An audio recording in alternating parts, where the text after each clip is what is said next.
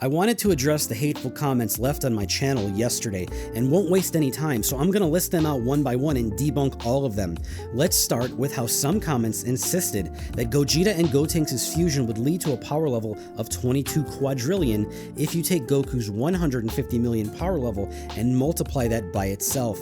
It seems that some fans believe that fusion is a max user's power level multiplied by the other user's max power level, but that's not how this works. I get that some of these comments are very hateful and claim it's me who has bad judgment, but I assure you that's not the case. Many fans were misled by Reddit groups, other forum websites, and especially TikTok and YouTube content creators, and that's why my channel exists, to debunk them and provide accurate data, which is why liking and sharing my videos is so important. As you can see, a lot of the toxic hate in the comments here is entirely based on unfortunate misinformation.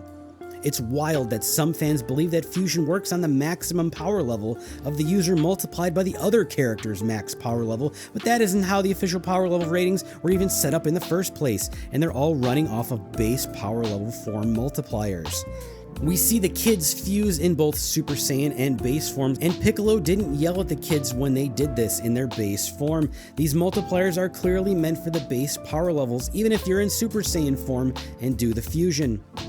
Using basic logic and math, Super Saiyan 3 Goku's power level would be around 1.2 billion. Super Saiyan 1 Goku's official power level was 150 million, and Super Saiyan 3 would be X4 Super Saiyan 2 at 1.2 billion. Effectively, it's logical that Goten and Trunks' base power level is about 34,000, and multiplying that with itself comes out to around 1.2 billion, or roughly on par with Super Saiyan 3 Goku. Remember that Goku spent an intense year of training in Otherworld and only went from a power level of 400 or so to 8,000.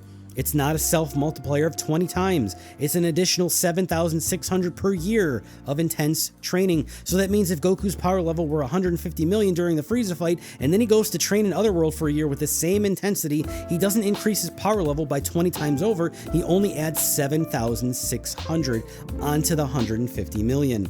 This is how training works for them. It's not exponential the higher your power level goes, and even Vegeta has said in Super that training for a whole year wouldn't make much of a difference. So it's much more logical that Goten and Trunks' base power level is 34,000 multiplied by itself to reach 1.2 billion, which is roughly on par with Super Saiyan 3 Goku's estimated power level, and why Goku believed they can get the job done when he leaves. Just remember that Gotenks' ghost kamikaze attack, 2 of them, blew up right on Piccolo's face and was enough to blow Gotenks backward, and also Piccolo too, who wasn't vaporized on the spot. Now, there's no chance that fusions take the max power level of the user and multiplies it by itself, because it would indeed reach a 22 quadrillion for Gotenks in base form. So you can see this just isn't how it works at all, and it's actually just their base power levels being amped and not their maximum power level. It's really silly to think that it's their maximum power levels.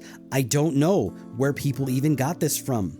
More so, this comment said I'm being condescending because Goku and Beerus were going to destroy the universe. This exasperates me to no end these days due to having 20 or more videos on this subject that show clips of Elder Kai saying the shockwaves get stronger over distance and time, and we're going to kill both Beerus and Goku too if they didn't stop. The Earth and the Sun were not greatly affected right at the focal point, and objects further away were being destroyed. It's wild and headache-inducing that so many Dragon Ball fans have not watched Battle of Gods or the anime version episode of this. All the planets, all the Kais, even Goku and Beerus will be lost until nothing remains but an empty void. And it really showcases just how manipulation and misinformation is so rampant online that these users are willing to go post on public forums and comments on YouTube with these statements when everyone who watched the series knows that's untrue.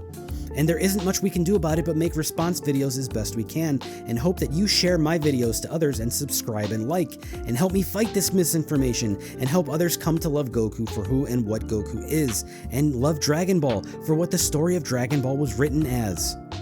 Broly never destroyed the South Galaxy. The movie takes place in South Galaxy right under a giant blue star, and plenty of stars in the night sky were clearly shown. This scene is metaphoric, and there's even a flashback scene that shows younger Broly going planet to planet, destroying things one at a time. Same thing with Majin Buu.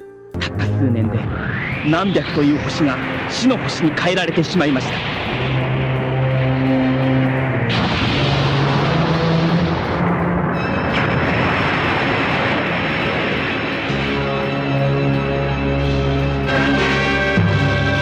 King Vegeta never destroyed those 3 planets. The 3 planets cannot exist that close together without them smashing together due to gravity anyway. Also, King Vegeta and his team were on one of those planets. Kid Vegeta instantly turns into adult Vegeta, and then Frieza is shown bigger than a planet.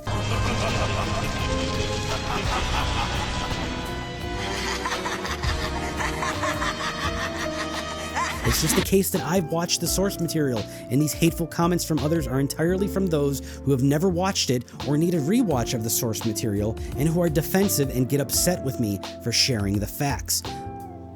A power level of 10,000 is not enough to destroy a planet like people say it does. A power level of 18,000 was required for Vegeta to burrow into the core of the planet, and then the moon crashes into planet Arlia, and that's what causes it to explode. And also, Super Saiyan 3 Goku was not shaking the entire otherworld in the sense that some fans are claiming it was. Janemba is a reality warper, and the entire sky in HFIL was spinning and changing colors, and you can see these weird jelly bean things are rising and falling, just like what happens with Janemba's powers. So this is Goku's power reflecting off of Janemba. Another special thing is happening here. This is not normal. We've seen Super Saiyan 3 Goku and Super Saiyan 3 Gotenks power up to the max and not shake the entire universe. More is going on here.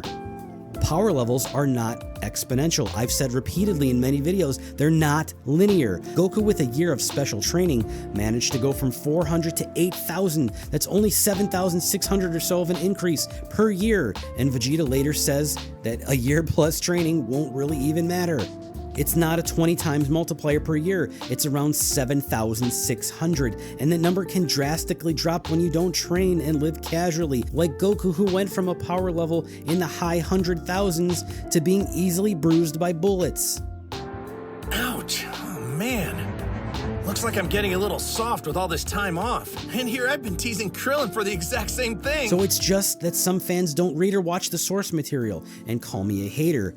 And I'm relying on the source material as it was shown. There's a group out there that doesn't care about the story, doesn't care about Goku or Gotenks, doesn't care about anything except using Dragon Ball to lure others into their group consensus. Help me fight that group. I've dedicated years of my life to fighting them and hope you can help me by correcting them in the comments when they appear, liking my videos and subscribing and joining the Discord, and overall helping me grow my channel. The more my channel grows, the higher my power level gets, and the more likely it becomes that I can spread truth and the story of Dragon Ball as it was intended to many others.